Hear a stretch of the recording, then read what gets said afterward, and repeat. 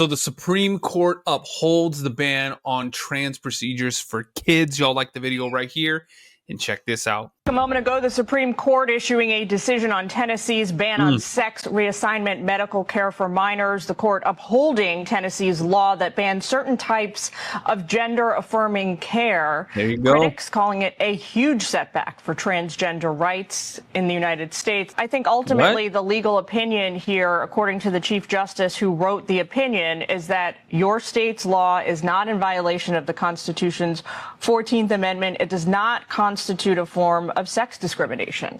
Right. I mean, the takeaway is the Constitution leaves room for the states through their elected representatives to make these big decisions about open questions in science and medical care. You know this well, sir, but on the other side of this argument, opponents of your state's ban say that the law and now this ruling are huge setbacks for transgender rights. I mean, even Chief Justice Roberts acknowledged in his opinion that voices in this debate are sincere and that the implications for everybody here are profound.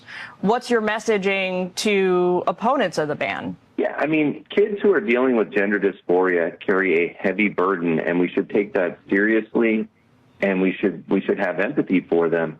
If you look at the evidence, though, most kids who experience gender confusion in their youth grow out of it unless you medicate them. And if you look at these countries in Western Europe, I mean, the United Kingdom, Norway, Sweden, all these countries that were formerly very keen on this kind of treatment have started rolling it way back and restricting and prohibiting it because the evidence keeps showing that there are huge risks to kids and very little, if any, benefit to them. We understand that while Tennessee's original law took the ban up against certain kinds of gender-affirming care, but this surgery part of the law, which is highly contentious, as you know, in this country, was not at issue here. Can you break that down for us?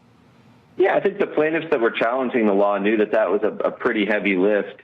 And they didn't have anybody who had surgeries. They had people who were taking the different drug regimes.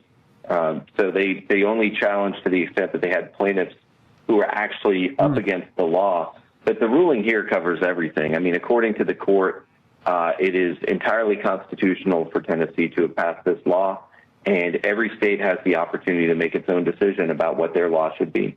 Well, Mr. Attorney General, thank you for jumping on with us at short notice. We're going to be tracking this issue as it continues.